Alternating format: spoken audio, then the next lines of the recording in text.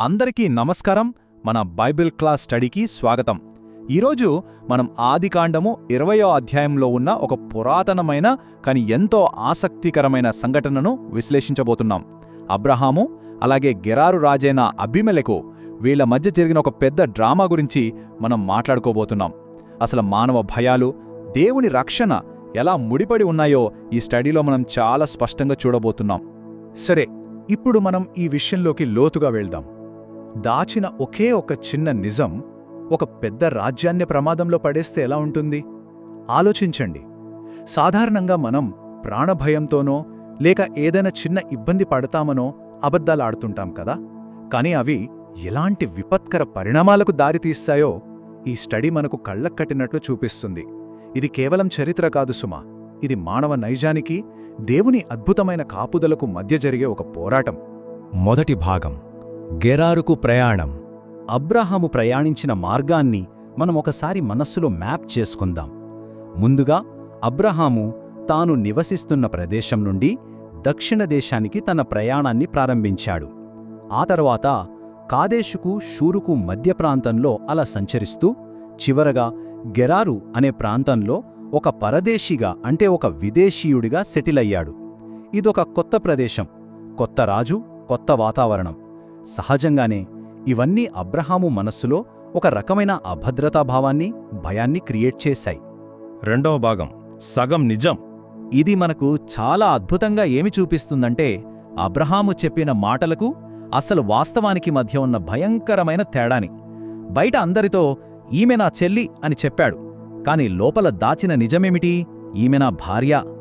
శారా చాలా అందమైంది గదా, కాబట్టి ఆమె కోసం స్థానికులు తనను చంపుతారేమో అన్న భయం అబ్రహాంలో ఉండిపోయింది. సరే, ఈ సగం నిజం వల్లేమైంది? గెరారు రాజైన అబీమెలెకు శారాను తన అంతఃపురానికి తీసుకువెళ్లాడు. ఒక్క క్షణం ఆలోచించండి. అసలు ఏమీ తెలియకుండానే రాజుగారి కుటుంబం ఎంత పెద్ద ప్రమాదంలో పడిందో గదా. మూడవ భాగం, రాజును దేవుడు హెచ్చరించడం. అబీమెలెకు ప్రశాంతంగా నిద్రపోతున్నాడు. సరిగ్గా అప్పుడే దేవుడు రాత్రి కలలో అతనికి కనపడి ఒక భయంకరమైన హెచ్చరిక చేశాడు. చూడు, నువ్వు చచ్చినట్టే, ఎందుకంటే నువ్వు నీ ఇంట్లో పెట్టుకున్న స్త్రీ ఒక వ్యక్తికి భార్య అన్నాడు. వామ్మో, ఎంత భయంకరమైన మాట! రాజుకు నిజంగా ఏమీ తెలీదు, కాని దేవుని హెచ్చరిక అక్షరాలా పిడుగు పడినట్లుగా వచ్చింది. ఇక్కడే ఈ కథలో టెన్షన్ తారాస్థాయికి చేరుకుంటుంది. దేవుని మాటలు విన్న అబీమెలెకు ఒక్కసారిగా షాక్కు గురయ్యాడు. మనం ఆ రాజుగారి స్థానంలో ఉండి ఒక్కసారి ఆలోచిద్దాం. అప్పుడతని పరిస్థితి అర్థమవుతుంది. అతడు దేవునితో తన వాదనను ఎంత అమాయకంగా వినిపించాడో చూడండి. నేను ఆమెను ముట్టుకోలేదు కదా ప్రభూ, ఆమె నా చెల్లి అని అతడే స్వయంగా చెప్పాడు. ఆమె కూడా అతడు నా అన్నానే చెప్పింది కదా అని వివరించాడు.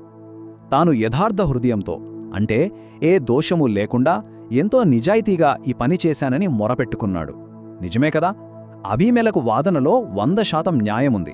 ఎందుకంటే అతను అబ్రహాము, శారాలు చెప్పిన మాటలను గుడ్డిగా నమ్మాడు. రాజు చెప్పిన మాటలను దేవుడు విన్నాడు. ఇక్కడే దేవుని అద్భుతమైన కాపుదల మనకు కనిపిస్తుంది. దేవుడు అబీమెలెకుతో ఏమన్నాడంటే, అవును, నువ్వు యథార్థ హృదయంతోనే దీన్ని చేశావని నాకు తెలుసు. అంతేకాదు, నువ్వు నాకు విరోధంగా పాపం చేయకుండా నిన్ను ఆపింది నేనే అని స్పష్టంగా చెప్పాడు. చూశారా, మనకు తెలియకుండా మనమొక పెద్ద తప్పులో పడబోతున్నప్పుడు మన హృదయం స్వచ్ఛంగా ఉంటే దేవుడు మనల్ని ఎలా రక్షిస్తాడో ఈ సంఘటన అద్భుతంగా వివరిస్తుంది. అబీమెలెకుకు తెలియకుండానే దేవుడు అతనికి ఒక రక్షణ కవచంలా నిలిచాడు. నాలుగవ భాగం, ఎదురు పోడటం. ఆ తెల్లవారి అబీమెలెకు అబ్రహామును పిలిపించాడు. ఇక్కడ వారిద్దరి మధ్య ఒక సీరియస్ డైలాగ్ జరిగింది. ఒకవైపు అబీమెలెకు న్యాయబద్ధమైన కోపంతో, నువ్వు మాకు చేసిందేమిటి, నాపైన, నా రాజ్యంపైన ఇంత పెద్ద దోషం వచ్చేలా ఎందుకు చేశావు అని ఆవేదనతో నిలదీశాడు. దానికి అబ్రహాము భయంతో తనను తాను డిఫెండ్ చేసుకుంటూ, ఇక్కడ దేవుని భయం లేదు కాబట్టి నన్ను చంపుతారేమో అని భయపడ్డాను అంటూ తన అబద్ధాన్ని కవర్ చేసుకునే ప్రయత్నం చేశాడు. నిజానికి ఆమె నాకు చెల్లెల్లే, నా తండ్రి కూతురే, కాబట్టి నేను చెప్పింది టెక్నికల్గా నిజమే అన్నాడు. పైగా మేము వెళ్లే ప్రతి చోట ఇలాగే చెప్పాలని ముందే ఒక ఒప్పందానికి వచ్చామని అబ్రహాము చెప్పాడు. ఇదంతా ఒక భయపడిన మనిషి చెప్పే సాకుల్లా అనిపిస్తుంది కదూ. ఐదవ భాగం, పునరుద్ధరణ, క్షమాపణ. అబీమెలెకు నిజంగా ఎంత గొప్ప రాజు అంటే అసలు తప్పు తనది కాకపోయినా సరే దేవుని మాటకు కట్టుబడి వెంటనే యాక్షన్ తీసుకున్నాడు. తన తప్పు లేదని నిరూపించుకోవడానికి అబ్రహాముకు ఎన్నో కానుకలిచ్చాడు.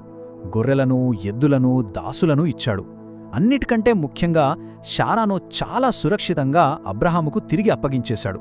అంతేకాదు, నా దేశమంతా నీ కళ్ళెదుటే ఉంది, నీకు ఎక్కడ నచ్చితే అక్కడుండు అని చాలా విశాల హృదయంతో అబ్రహాముకు ఆఫరిచ్చాడు. ఇప్పుడిక్కడ చాలా ఆసక్తికరమైన విషయమేమిటంటే, అబీమెలకు శారాను తిరిగి ఇస్తూ అబ్రహాముకు 1000 వెండి నాణాలు ఇచ్చాడు. 1000 వెండి నాణాలు అంటే ఆ రోజుల్లో అసలు చిన్న మొత్తం కాదు. శారా నిర్దోషి అని, ఆమెకు ఏ కళంకమో అంటలేదని అక్కడున్న ప్రజలందరి ఎదుట బహిరంగంగా నిరూపించడానికిచ్చిన భారీ పరిహారమిది. ఈ ఒక్క పనితో శారా పరువును, ఆమెకు జరిగిన న్యాయాన్ని అబీమెలకు అందరి ముందు నిలబెట్టాడు. ఇక పునరుద్ధరణలో చివరి అడుగు ఇది. దేవుడు అబ్రహామును ఒక ప్రవక్తగా ఉన్నత స్థానంలో ఉంచాడు. అబ్రహాము దేవుణ్ణి ప్రార్థించాడు. ఆ ప్రార్థన విన్న దేవుడు అబీమెలెకును అతని ఇంటివారిని స్వస్థపరిచాడు. ఈ ప్రాసెస్లో ఏమైందంటే, అబీమెలెక్ ఇంట్లోని స్త్రీలందరూ పిల్లలు పుట్టకుండా ఆగిపోయారన్న విషయం బయటపడింది. ఎప్పుడైతే అబ్రహాము ప్రార్థన చేశాడో వెంటనే ఆ శాపం తొలగిపోయి ఆ రాజ్యంలోని మహిళలు మళ్లీ పిల్లలను కనగలిగారు. సో ఇక్కడితో ఆ రాజ్యానికి పట్టిన పెద్ద ఆపద పూర్తిగా తొలగిపోయిందన్నమాట. 6వ భాగం, నిజాయితీపై మన రిఫ్లెక్షన్స్.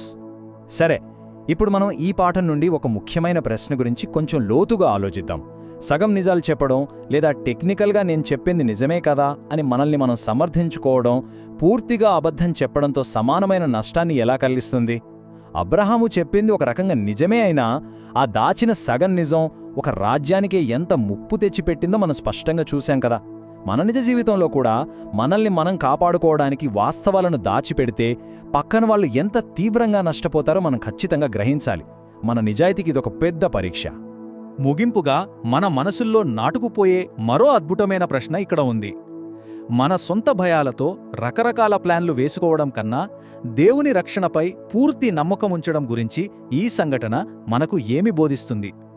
భయపడిపోయే అబ్రహాము సగం అబద్ధమాడాడు, కాని యథార్థంగా ఉన్న అబీమెలెకును దేవుడు అద్భుతంగా కాపాడాడు. కాబట్టి మన పరిస్థితులు ఎంత కష్టంగా ఉన్నా, ఎంత భయంకరంగా ఉన్నా భయానికి లొంగిపోకుండా దేవునిపై విశ్వాసం ఉంచాలని ఈ స్టడీ ద్వారా మనం నేర్చుకోవచ్చు. ఈ పాఠం మీ అందరి హృదయాల్లో నిలిచిపోతుందని ఆశిస్తున్నాను. దీని గురించి మరింతగా ఆలోచించండి. మళ్ళీ మరొక ఆసక్తికరమైన అంశంతో కలుద్దాం. Thank you.